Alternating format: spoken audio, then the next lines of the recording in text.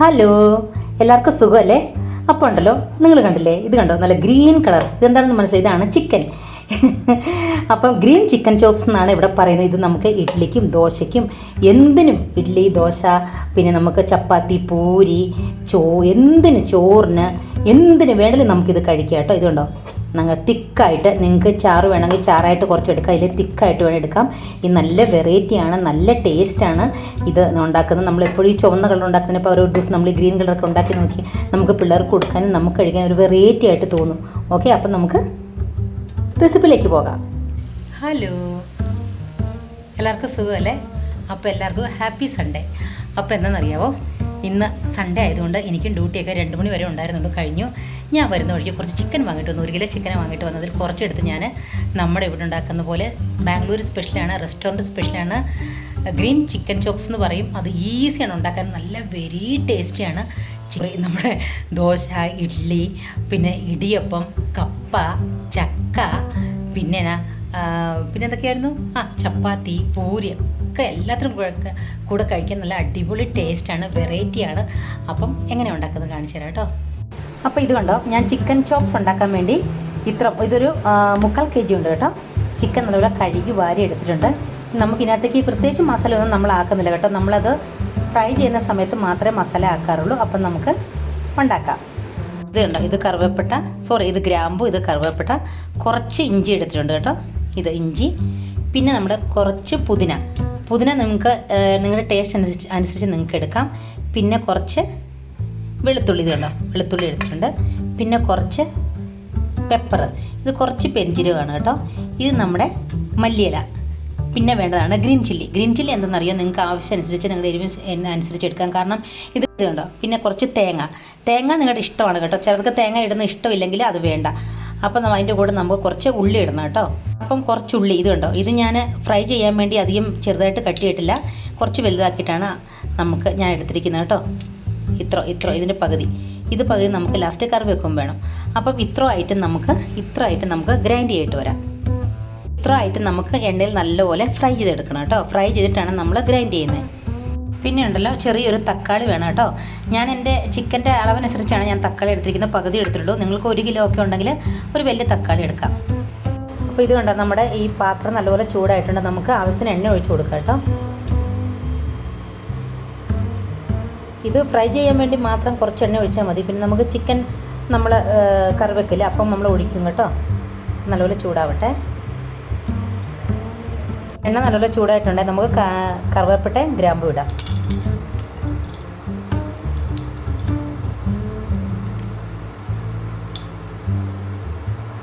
ഇനി നമുക്ക് അതിനകത്തേക്ക് വേണ്ട കുറച്ച്, നമുക്ക് നല്ലൊരു അത്രയ്ക്ക് മെറൂൺ കളർ വേണ്ട കേട്ടോ, കുറച്ചൊന്ന് കളർ മാറിയാൽ മതി. അപ്പോൾ ഇത് നല്ലപോലെ ഒരു ചെറിയൊരു മെറൂൺ കളർ ആയിട്ടുണ്ട്. നമുക്ക് മാറ്റി വെച്ച തക്കാളി ഇടാം കേട്ടോ. ഈ തക്കാളി നല്ലപോലെ ഫ്രൈ ആവട്ടെ. ഇത് നല്ലപോലെ ഫ്രൈ ആയിട്ടുണ്ട്. ഞാൻ ഈ പെരിഞ്ജീരകവും കുരുമുളകും കൂടെ ഒരുമിച്ച് ഇടുന്ന കേട്ടോ. ഞങ്ങൾ നമുക്ക് ഒരുമിച്ചിടാം, കുഴപ്പമില്ല. ഇനി നമ്മുടെ വെളുത്തുള്ളി, പിന്നെ നമ്മുടെ ഇഞ്ചി, പച്ചമുളക്, ഇതെല്ലാം കൂടെ ഒരുമിച്ച് ആയിക്കോളും. പിന്നെ നമ്മുടെ തേങ്ങ, ഇതെല്ലാം കൂടെ ഒന്ന് ഫ്രൈ ചെയ്യാം. എളുപ്പ പരിപാടിയാണ് കേട്ടോ. എല്ലാം നമ്മൾ ഫ്രൈ ചെയ്തിട്ട് ഒറ്റ അരക്കൽ അങ്ങ് അരയ്ക്കും. ഇതുകൊണ്ട് നല്ലപോലെ ഫ്രൈ ആയി വരുന്നുണ്ട്. ഇനി നമ്മുടെ പുതിന, നമ്മുടെ മല്ലിയില,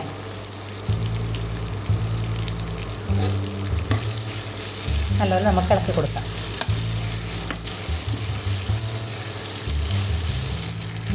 ഞാൻ എൻ്റെ 3/4 kg ചിക്കന് മാത്രമുള്ള ഇൻഗ്രീഡിയൻസ് ഐറ്റമേ എടുത്തിട്ടുള്ളൂ കേട്ടോ. നിങ്ങൾ കണ്ടോ, ഇതെല്ലാം ഏകദേശം കളറൊക്കെ മാറിയിട്ടുണ്ട്, കുറച്ച് ഫ്രൈ ആയിട്ടുണ്ട്. ഇനി നമുക്ക് സ്റ്റവ് ഓഫ് ചെയ്തിട്ട് തണുക്കാൻ വെക്കാം കേട്ടോ. തണുത്ത് കഴിയുമ്പോൾ നമുക്ക് ഗ്രൈൻഡ് ചെയ്യാം. ഞാൻ സെയിം പാത്രത്തിൽ തന്നെ കുറച്ച് എണ്ണ ഒഴിക്കാം നമുക്ക് കേട്ടോ.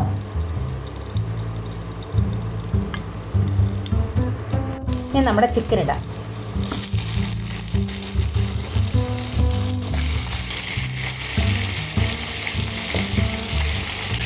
നല്ലപോലെ മിക്സ് ചെയ്യാം. ഇപ്പം നിങ്ങൾ ഉപ്പൊന്നും ഇടല്ലേ, കുറച്ച് വെന്തരിഞ്ഞ് മാത്രമേ ഉപ്പിടാവുള്ളൂ. കുറച്ച് മഞ്ഞൾപ്പൊടി ഇടാം കേട്ടോ. നല്ലപോലെ ഇളക്കി കിട്ടാം.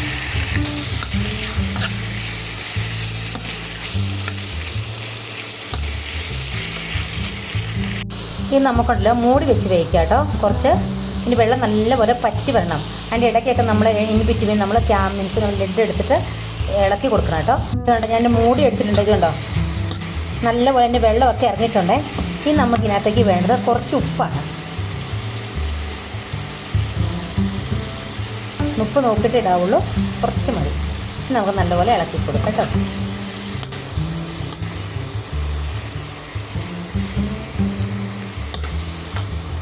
അപ്പോൾ ഉപ്പിട്ട് നല്ലപോലെ ഇളക്കിയിട്ടുണ്ട്. കുറച്ച് മല്ലിപ്പൊടി കുറച്ച് മതിയേ. ഒരു 1 സ്പൂൺ വേണ്ട, ഒരു 1/2 സ്പൂൺ മതി. നമുക്ക് നല്ലപോലെ ഇളക്കി കൊടുക്കാം.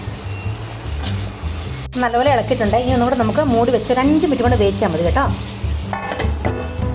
ഇത് കണ്ടോ ചിക്കൻ നല്ലപോലെ, ചിക്കൻ്റെ വെള്ളമെല്ലാം നല്ലപോലെ പറ്റിയിട്ടുണ്ട്. ഇത് കണ്ടോ അതിൻ്റെ എണ്ണയാണ് ഇതിൻ്റെ കാണുന്നത്.